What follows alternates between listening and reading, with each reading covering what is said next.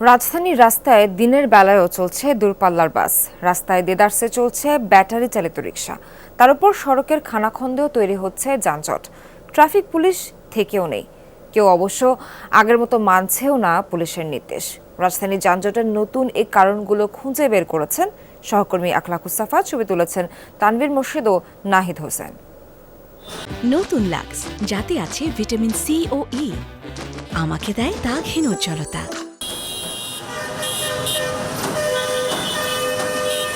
Office ছুটি হয় বিকেলে, সন্ধ্যা পেরিয়ে রাত হতে চললেও মোড়ে মোড়ে ঠায় দাঁড়িয়ে যানবাহন।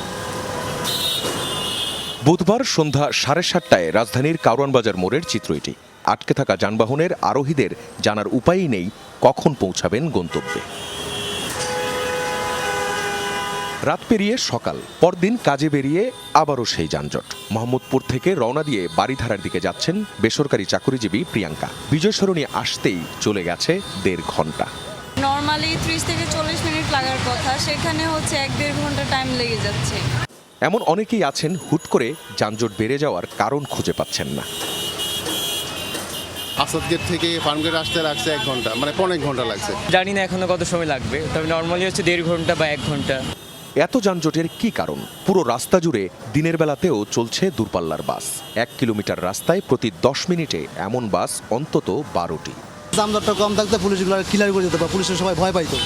এখন ওই জিনিসটা নাই, লোকাল গাড়িগুলো জাম করে দিচ্ছে, আমরা ওদের পিছিয়ে দাঁড়াই আছি। পুরো অর্ডার দিয়ে দিল 9 থেকে ঠিক। এসি গাড়ি দিনের বেলা ঢুকতে পারতো না, নন এসি গাড়ি ঢুকতো। এখন ঢুকতে পারতো, যে সকালে গেছে দিক দিয়ে 2-3টা গাড়ি।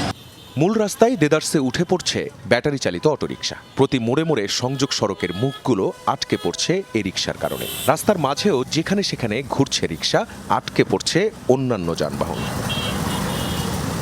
পুলিশ আছে বলার মতো? আগে জরিমানা রেকার করতো 600 টাকা, এখন তার রেকার নাই, 600 টাকা নাই। পুলিশেরও মানে না অটোওয়ালা, মানুষও মানে না। ট্রাফিকের ব্যবস্থা নাই, যে অটো রিক্সা এখানে আসার সাহস পাচ্ছে না, হলে গলির ভিতরে থাকার কথা। দেখেন সারা রাস্তায় একটাও ট্রাফিক নাই। রাজধানীর প্রগতি সরণি থেকে রামপুরার রাস্তায় বিশৃঙ্খলা সবচেয়ে বেশি। এক মেরুলবাড্ডা মোড়ের চিত্র এটি। রাস্তার ব্যবহার এখানে যেমন খুশি তেমন। কেউ মাঝপথে দাঁড়িয়ে এমন মালামাল লোড করছে, বেশিরভাগ রিক্সা ঢুকে পড়ছে উল্টা পথে। তাছাড়া ব্যাটারি চালিত অটোরিকশা তো এখন যেখানে খুশি সেখানেই চলছে। প্রগতি সরণির এই রাস্তায় সবসময় একজন করে পুলিশ সার্জেন্ট থাকতই। 5 আগস্টের পর এখানে আর কোনো পুলিশি যে পাহারা অথবা নজরদারি সেটি না থাকায় এখন যাচ্ছে তাই অবস্থা মানুষের মধ্যে। যাচ্ছে তাই চলায় ঘটছে দুর্ঘটনা, তাৎক্ষণিক লেগে যাচ্ছে বাকবিতণ্ডা, সমাধান করার যেন কেউ নেই। উনি গাড়ি আমাদের চালাই দিয়ে আপনার সামনে আগায় নিয়ে চলে গেছে, তখন আমি হাত দিয়ে পারি।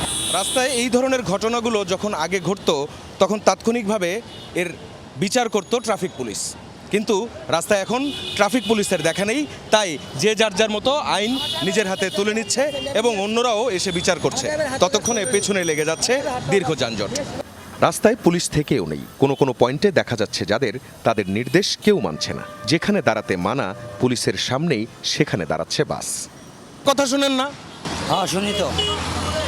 শুনেন, ওই যে ওখান থেকে ইশারা দিচ্ছে, বারবার চলে যেতে বলছে, তারপরও দাঁড়িয়ে আছেন। পিছে গাড়ি নেই তো, এর লেগে বললাম।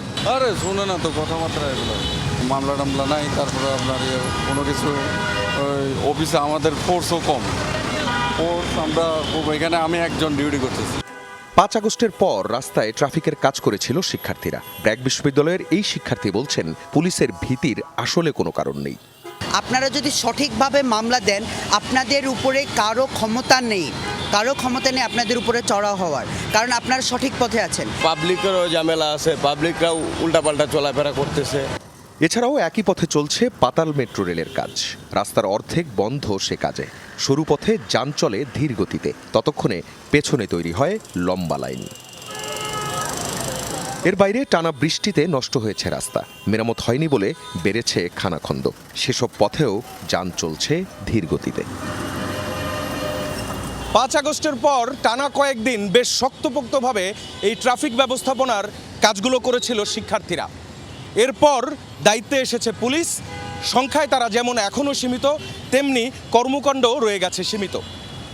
যানজট নিয়ন্ত্রণ তথা রাস্তার শৃঙ্খলা রক্ষায় পুলিশের যে কত বড় ভূমিকা তা এখন হাড়ে হাড়ে টের পাওয়া যাচ্ছে। এরই মধ্যে অন্তর্বর্তীকালীন সরকারের প্রধান উপদেষ্টা বলেছেন এই যানজট নিরসনে দ্রুত সমস্যার সমাধান করতে হবে। এখন দেখার অপেক্ষা কি করে অন্তর্বর্তীকালীন সরকার। আখলাক মুস্তাফা, যমুনা নিউজ, ঢাকা।